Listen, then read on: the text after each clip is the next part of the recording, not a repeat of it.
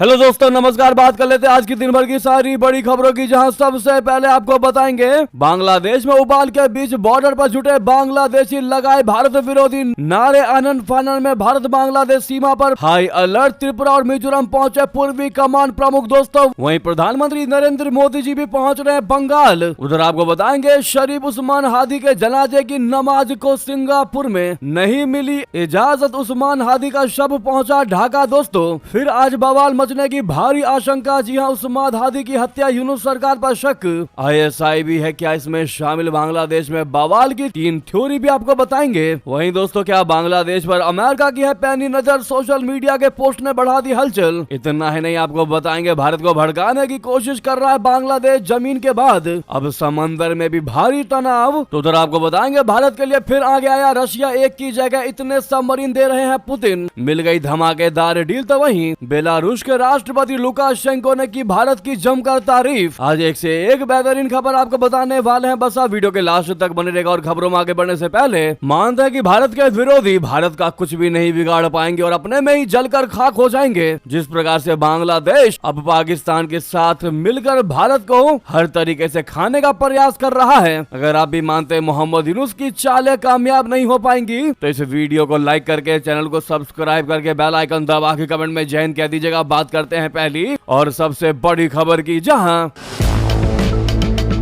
बांग्लादेश में हिंसा और अशांति के बीच आज पश्चिम बंगाल के उत्तर 24 परगना जिले के भारत बांग्लादेश बॉर्डर पर भारत विरोधी नारे लगाए गए। सूत्रों के मुताबिक पेट्रापोल बेनापोल सीमा पर बांग्लादेश की तरफ सैकड़ों की संख्या में लोग जमा हो गए और भारत विरोधी नारेबाजी शुरू कर दी। काफी देर तक ये नारेबाजी चलती रही। बाद में बांग्लादेश पुलिस और बॉर्डर गार्ड ऑफ बांग्लादेश यानी बीजीबी ने लाठी चार्ज कर प्रदर्शनकारियों को खदेड़ा। बांग्लादेश में मोहम्मद यूनुस की अंतरिम सरकार देश को संभालने में पूरे तरीके से नाकाम रही है। यूनुस के नेतृत्व वाली सरकार में बांग्लादेश एक बार फिर हिंसा की चपेट में है, जहां अल्पसंख्यकों को निशाना बनाया जा रहा है। ऐसे में बांग्लादेश में जिस प्रकार से हालत काफी नाजुक बनी हुई है, शेख हसीना के खिलाफ किए गए आंदोलन के प्रमुख नेता शरीफ उस्मान हादी की मौत के बाद देश के विभिन्न हिस्सों में विरोध प्रदर्शन और हिंसा की घटनाएं देखने को मिल रही है। इससे पहले वहां भारतीय उच्चायोग पर हमले की कोशिश भी की गई थी। आपको याद होगा, जो लगातार हमारी खबरों से जुड़े रहते हैं। दोस्तों, बड़ी संख्या में लोगों की भीड़ भारत विरोधी नारे लगा रही है। इस तनाव भरी स्थिति के बीच अब भारतीय सेना भी एक्टिव हो चुकी है। अब पिक्चर में भारतीय सेना भी दोस्तों आती दिखाई दे रही है। भारतीय सेना के पूर्वी कमान के commander lieutenant general RC Tiwari ने सेना के वरिष्ठ अधिकारियों के साथ बांग्लादेश बॉर्डर का दौरा किया है। इस समय बांग्लादेश के हालात को देखते हुए एक ही दिन के अंदर 2 बांग्लादेश से सटी हुई सीमाओं पर पूर्वी आर्मी कमांड के कमांडर गए और बॉर्डर सिक्योरिटी फोर्स के अधिकारियों के साथ सिक्योरिटी रिव्यू मीटिंग भी की। पूर्वी कमान के सेना commander lieutenant general RC Tiwari ने वरिष्ठ सेना अधिकारियों के साथ मिजोरम के परवा क्षेत्र में स्थित असम राइफल्स एवं सीमा सुरक्षा बल यानी बीएसएफ की कंपनी ऑपरेटिंग बेस का दौरा किया। ये इकाइयां स्पीयर कोर के अंतर्गत भारत बांग्लादेश अंतरराष्ट्रीय सीमा पर सुरक्षा दायित्व निभा रही है। दौरे के दौरान सेना कमांडर ने भारत बांग्लादेश सीमा पर मौजूदा सुरक्षा स्थिति की समीक्षा की तथा क्षेत्र में तैनात बलों की परिचालन तैयारियों का भी जायजा लिया। सेना के पूर्वी कमान के commander lieutenant general RC Tiwari ji ने वरिष्ठ सेना अधिकारियों के साथ दक्षिण त्रिपुरा के बेलोनिया स्थित सीमा चौकी का भी दौरा किया और यहाँ पर भारत बांग्लादेश सीमा पर स्थिति की समीक्षा की।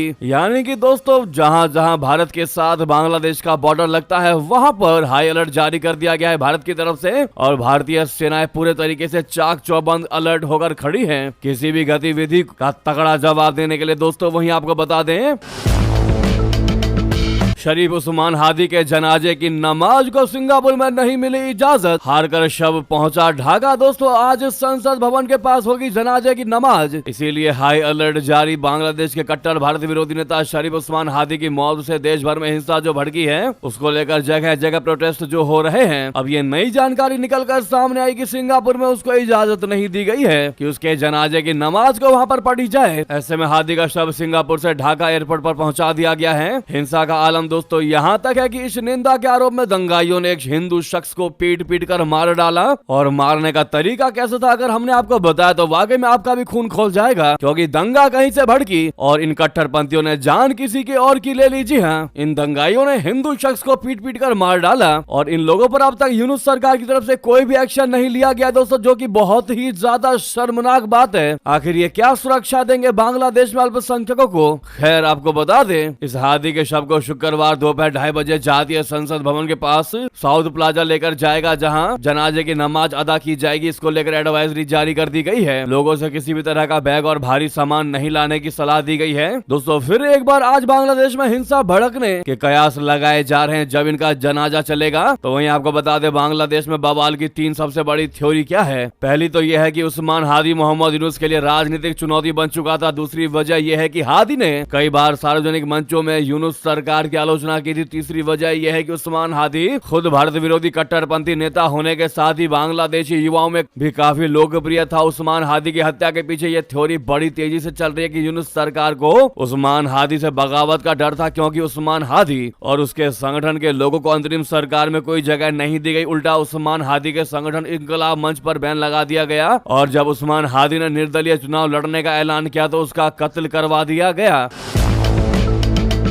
बांग्लादेश में अब की बार शरिया सरकार बनाने के लिए तमाम कट्टरपंथियों ने हाथ मिला लिया था। इसका उस्मान हादी की हत्या से कनेक्शन जोड़ने वाला ये वीडियो काफी वायरल हुआ। एक तरफ उस्मान हादी की हत्या के बाद बांग्लादेश जल रहा है और दूसरी ओर ढाका में कट्टरपंथियों की भीड़ भारत के खिलाफ नारे लगा रही है, इस्लामिक शरिया कानून की कॉल दे रही है, गैर मुसलमानों को धमकियां दी जा रही है और यूनुस सरकार ऐसे कट्टरपंथियों के लिए रेड कारपेट बिछा रही है। उस्मान हादी की हत्या का इल्जाम भारत और शेख हसीना पर लगाया जा रहा है, लेकिन भारत या शेख हसीना उस्मान हादी का पॉलिटिकल मर्डर क्यों करवाएगी, ये सबसे बड़ा सवाल है। दोस्तों इसके पीछे अगर कोई मास्टरमाइंड है तो वो है मोहम्मद यूनुस, जो हर एंगल से गेम खेलते नजर आ रहे हैं और हर तरीके से उनको सबका सपोर्ट मिलता दिखाई दे रहा है अपनी चाल की वजह से, क्योंकि मोहम्मद यूनुस ने एक ऐसा गेम प्ले किया है दोस्तों जिसमें उस्मान हादी की मौत की वजह बाकी बांग्लादेशी कट्टरपंथी भारत को या फिर शेख हसीना को मान रहे हैं, लेकिन वही इसके पीछे असली मास्टरमाइंड मोहम्मद यूनुस ही हैं। उनको पता था कि उस्मान हादी के मौत के बाद उनका रास्ता क्लियर हो जाएगा और बवाल मचेगा तो चुनाव की डेट भी एक्सटेंड हो जाएगी ताकि वो अपनी कुर्सी को बरकरार रख सकें। हादी के पॉलिटिकल मर्डर में पाकिस्तानी खुफिया एजेंसी ISI तक का हाथ होने का भी शक है। बांग्लादेश में हादी की हत्या के शक की सुई यूनुस सरकार की ओर घूम रही है दोस्तों,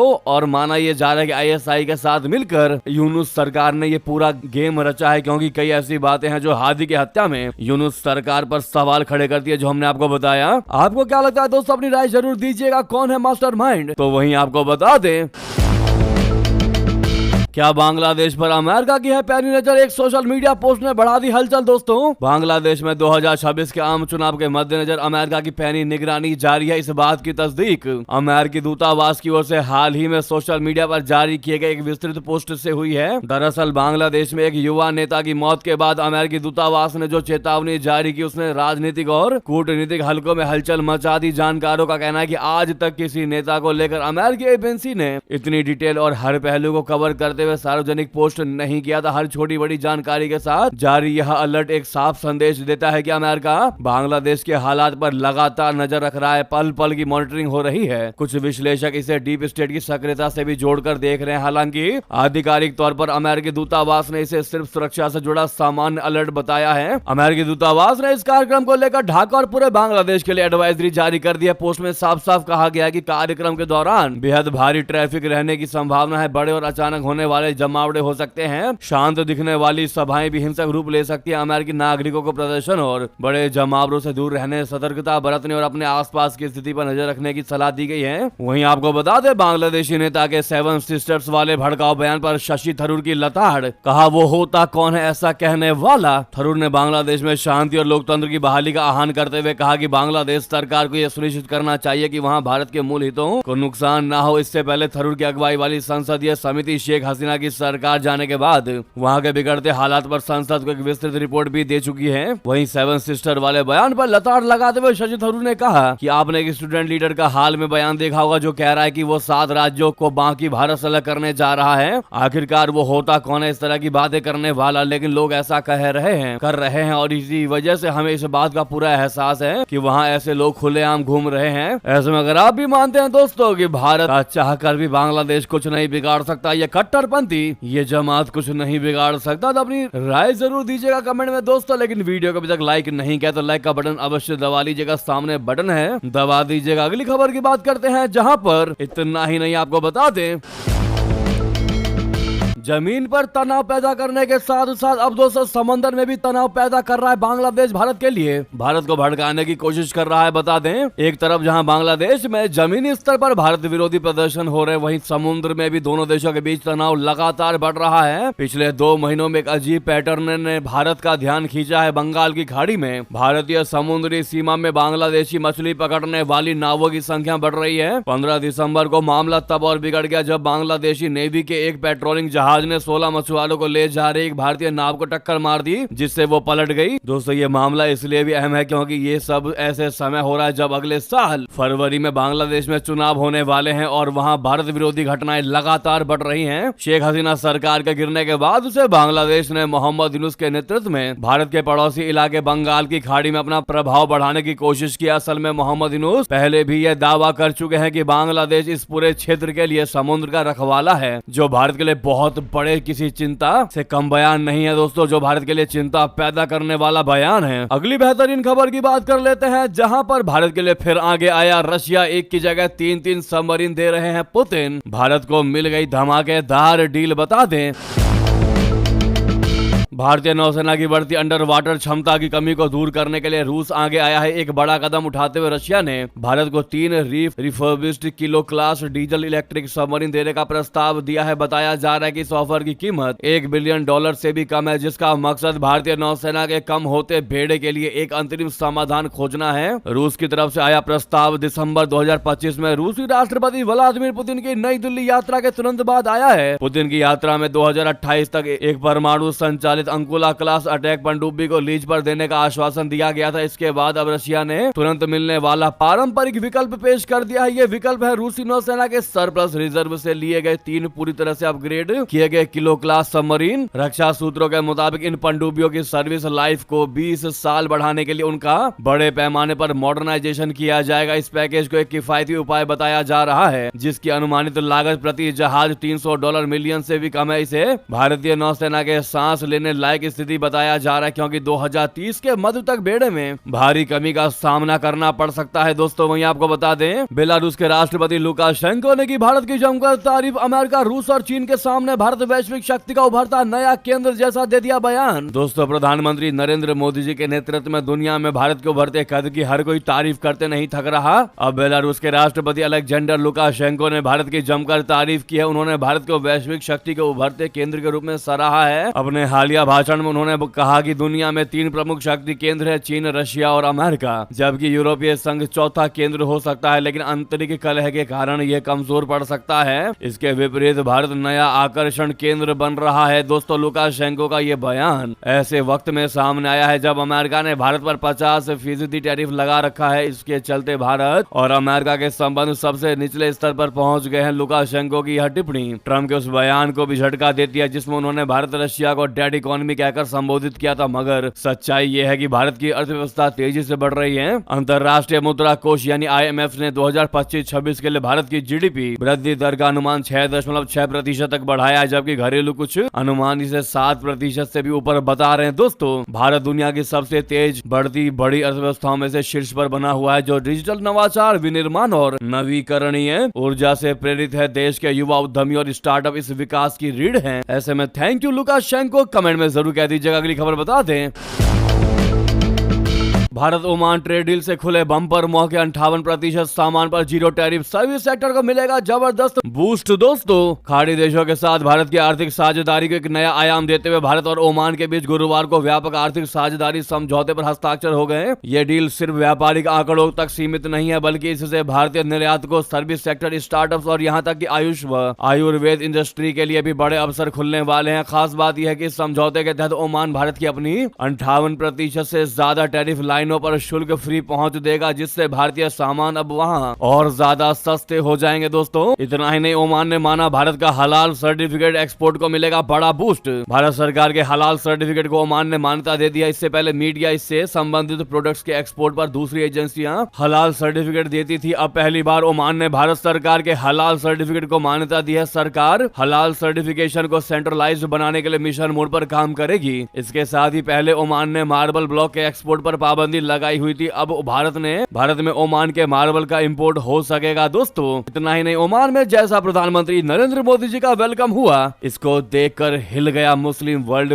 पाकिस्तानी एक्सपर्ट चिढ़कर कहने लगे भारत को इतनी तवज्जो और पाकिस्तान को अलग नजरिए से देखा जाता है। बता दें, जॉर्डन के बाद अब ओमान में प्रधानमंत्री नरेंद्र मोदी जी का जोरदार स्वागत देकर पाकिस्तान बुरे तरीके से बौखलाया हुआ है। मुस्लिम देशों में उन्हें जिस तरह से वेलकम किया गया वो पाकिस्तानियों को परेशान कर रहा है। पाकिस्तानी एक्सपर्ट कमर चीमा का कहना है कि प्रधानमंत्री नरेंद्र मोदी को ओमान के अंदर जो हिस्टोरिक वेलकम मिला है, मुस्लिम दुनिया और पाकिस्तान के अंदर इन चीजों को अलग नजरिए से देखा जाता है, क्योंकि पाकिस्तान ने हमेशा चाहा है कि मुसलमान दुनिया भारत को कश्मीर के लेंस से देखे। पाकिस्तानी एक्सपर्ट्स का कहना है कि ओमान में पीएम मोदी की जो खातिरदारी की जा रही है उसकी वजह ये है कि दोनों मुल्कों के एक दूसरे के साथ इंटरेस्ट है। उन्होंने कहा कि सवाल यह है कि भारत और ओमान के क्या स्ट्रेटेजिक इंटरेस्ट हैं, जिसकी वजह से सारे ऑप्टिक्स बदल रहे हैं। भारत के ओमान में जो इंटरेस्ट हैं वो सिक्योरिटी से जुड़े हैं, एक तो मैरीटाइम पर केंद्रित है और ओमान गल्फ रीजन और वेस्टर्न इंडियन ओशन के अंदर भारत का महत्वपूर्ण पार्टनर है। भारत के 40% तेल का इंपोर्ट स्ट्रेट ऑफ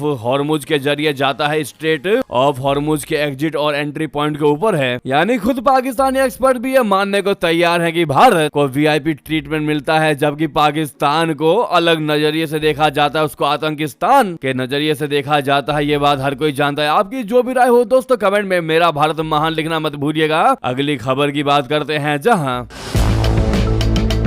सिंधु के पानी पर फिर पाकिस्तान ने दे दी गिदड़ भभकी, बता दिया ये एक्ट ऑफ वॉर होगा। दोस्तों पाकिस्तान के उप प्रधानमंत्री और विदेश मंत्री इशाक डार ने एक बार फिर सिंधु जल संधि यानी इंडस वाटर ट्रीटी का मुद्दा जोर शोर से उठाया है। उन्होंने भारत पर आरोप लगाया कि चिनाब नदी में पानी का रुख बदलना या रोकना युद्ध का कृत्य यानी कि एक्ट ऑफ वॉर माना जाएगा। इशाक डार ने कहा कि भारत के आक्रामक कदम दक्षिण एशिया की शांति और स्थिरता के लिए बड़ा खतरा है। सिंधु जल संधि 1960 में भारत और पाकिस्तान के बीच विश्व बैंक की मददता से हुई थी। इस संधि के तहत 3 पूर्वी नदियां रावी, व्यास, सतलुज भारत को और 3 पश्चिमी नदियां सिंधु, झेलम, चिनाब मुख्य रूप से पाकिस्तान को आवंटित की गई। यह संधि अब तक कई युद्धों और तनावों के बावजूद कायम रही थी, लेकिन अप्रैल 2025 में जम्मू कश्मीर के पहलगाम में हुए आतंकी हमले जिसमें 26 पर्यटक मारे गए, उसके बाद भारत ने संधि को एक तरफा रूप से निलंबित यानी हेल्ड इन अबेयंस कर दिया। भारत ने इसे पाकिस्तान द्वारा समर्थित आतंकवाद का जवाब बताया। तब से संधि निलंबित अवस्था में है। भारत ने हाइड्रोलॉजिकल डेटा साझा करना बंद कर दिया और संयुक्त निगरानी तंत्र रोक दिया। जी हाँ दोस्तों, दिसंबर 2025 चिनाब नदी में पानी की मात्रा में अचानक बदलाव देखा गया। पहले 7 से 8 दिसंबर की रात को अचानक 58,000 क्यूसेक पानी छोड़ दिया गया। फिर 13 दिसंबर से पानी की मात्रा घटकर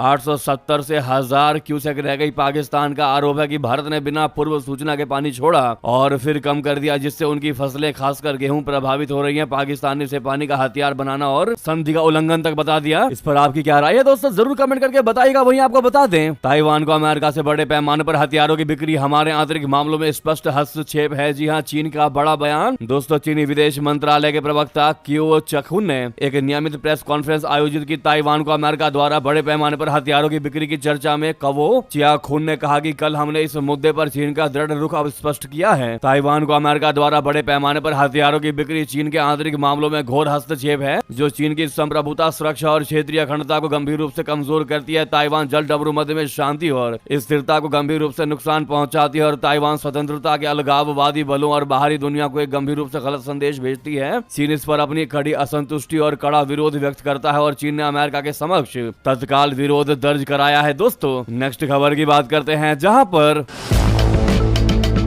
850 कामिकेज ड्रोन खरीदने जा रही है सेना। ऑपरेशन सिंदूर के बाद सबसे बड़ी तैयारी। दोस्तों भारतीय सेना 850 कामिकेज ड्रोनों की खरीद के लिए पूरी तैयार है, जिनका इस्तेमाल तीनों रक्षा बलों और स्पेशल फोर्स के लिए किया जाएगा। भारतीय थल सेना का प्रस्ताव अब मंजूरी मिलने के करीब है। रक्षा स्रोतों ने एएनआई को बताया कि इस महीने के अंतिम सप्ताह में होने वाली हाई लेवल मीटिंग में इसे मंजूरी मिलने की संभावना है। फास्ट ट्रैक प्रक्रियाओं के तहत लागू किए जाने वाले प्रस्ताव के मुताबिक थल सेना को स्वदेशी स्रोतों से लगभग 850 लाइटरिंग म्यूनिशंस लॉन्चरों के साथ मिलेंगे। जी हां, भारतीय थल सेना विभिन्न स्रोतों से प्राप्त बड़ी संख्या में लॉइटरिंग म्यूनिशंस का उपयोग करती है। अब निकट भविष्य में अपनी सभी लड़ाकू इकाइयों को सुसज्जित करने के लिए लगभग 30,000 ऐसे हथियारों को शामिल करने की योजना है। दोस्तों थल सेना की इन्फेंट्री बटालियनों में प्रत्येक में एक अश्वनी प्लाटून होगी, जिसके पास दुश्मन ठिकानों के खिलाफ ड्रोनों का संचालन करने और आंतरिक सुरक्षा भूमिकाओं में भी जिम्मेदार होगी। वहीं आपको बता दें दोस्तों, रशिया ने यूक्रेन को 1000 से ज्यादा सैनिकों के शव सौंपे। बदले में 26 शव यूक्रेन ने भेज दिए। जी हाँ, रशिया यूक्रेन यूक्रेन युद्ध का चौथा साल चल रहा है। इस बीच शुक्रवार को दोनों देशों ने अपनी अपनी ओर से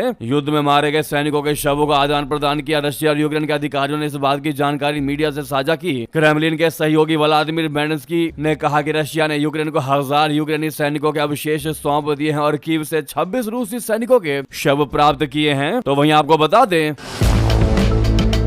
पश्चिम बंगाल जा रहे प्रधानमंत्री नरेंद्र मोदी जी राज्य के लोगों को देंगे 3200 करोड़ की सौगात। बता दें अभी की बड़ी खबर, संसद के शीतकालीन सत्र की समाप्ति के तुरंत बाद बीजेपी चुनावी राज्यों में अपने अभियान की शुरुआत करने जा रही है। प्रधानमंत्री नरेंद्र मोदी जी शनिवार यानी आज के दिन से 2 दिन के पूर्वी भारत के दौरे पर जा रहे हैं। तो बीजेपी के लिए के नए राष्ट्रीय कार्यकारी अध्यक्ष नितिन नवीन शनिवार को दक्षिण भारत के दौरे पर जाएंगे। अगले साल दक्षिण भारत और पूर्वी भारत के राज्यों में विधानसभा चुनाव होने हैं। ऐसे में दोनों नेताओं के दौरे महत्वपूर्ण माने जा रहे हैं। पीएम नरेंद्र मोदी जी 20 दिसंबर यानी आज के दिन 2 दिन के पश्चिम बंगाल और असम के दौरे पर जाएंगे, जहां वो कई कार्यक्रमों में शामिल होंगे। पश्चिम बंगाल और असम दोनों राज्यों में अगले साल में विधानसभा चुनाव होने हैं। पश्चिम बंगाल की यात्रा के दौरान प्रधानमंत्री मोदी जी नदिया जिले के राणा घाट में राष्ट्रीय राजमार्ग परियोजनाओं की आधारशिला रखेंगे और उद्घाटन करेंगे। प्रधानमंत्री सभा को संबोधित भी करेंगे और लगभग 3200 करोड़ रुपए की 2 राष्ट्रीय राजमार्ग परियोजनाओं का उद्घाटन और आधारशिला रखेंगे। मोदी जी ने खुद सोशल मीडिया प्लेटफॉर्म एक्स पर अपने इस दौरे को लेकर ट्वीट किया। प्रधानमंत्री मोदी जी ने ट्वीट में सामने लिखा, जो आप देख पा रहे हैं, कि मैं कल यानी आज 20 दिसंबर को पश्चिम बंगाल के लोगों के बीच रहने का इंतजार कर रहा हूं। सुबह करीब 11:15 पर मैं नदिया जिले के राणा घाट में एक पब्लिक प्रोग्राम में शामिल होऊंगा, जहां 3200 करोड़ रुपए के डेवलपमेंट कामों का या तो उद्घाटन किया जाएगा या उनकी नींव रखी जाएगी। वहीं दोस्तों, पश्चिम बंगाल दौरे के बाद 20 दिसंबर को प्रधानमंत्री असम के लिए रवाना हो जाएंगे। अपनी यात्रा के दौरान प्रधानमंत्री लोकप्रिय गोपीनाथ बरदोलोई अंतर्राष्ट्रीय हवाई अड्डे के नए टर्मिनल भवन का उद्घाटन करेंगे। अपनी यात्रा के अंतिम दिन प्रधानमंत्री गुवाहाटी के बोरा गांव स्थित शहीद स्मारक क्षेत्र में ऐतिहासिक असम आंदोलन के शहीदों को श्रद्धांजलि अर्पित करेंगे। बाद में वो असम वैली फर्टिलाइजर एवं एंड केमिकल कंपनी लिमिटेड की अमोनिया यूरिया परियोजना का भूमि पूजन करेंगे। अगले साल पश्चिम बंगाल और असम दोनों राज्यों में विधानसभा चुनाव होने हैं। जी हां दोस्तों, वहीं प्रधानमंत्री मोदी जी के हमले पर टीएमसी ने लगाई आरोपों की झड़ी। कहा, आपकी वजह से बंगाल पीड़ित है। जी हां, पश्चिम बंगाल दौरे से पहले प्रधानमंत्री मोदी जी के बयानों पर तृणमूल कांग्रेस ने तीखा पलटवार किया।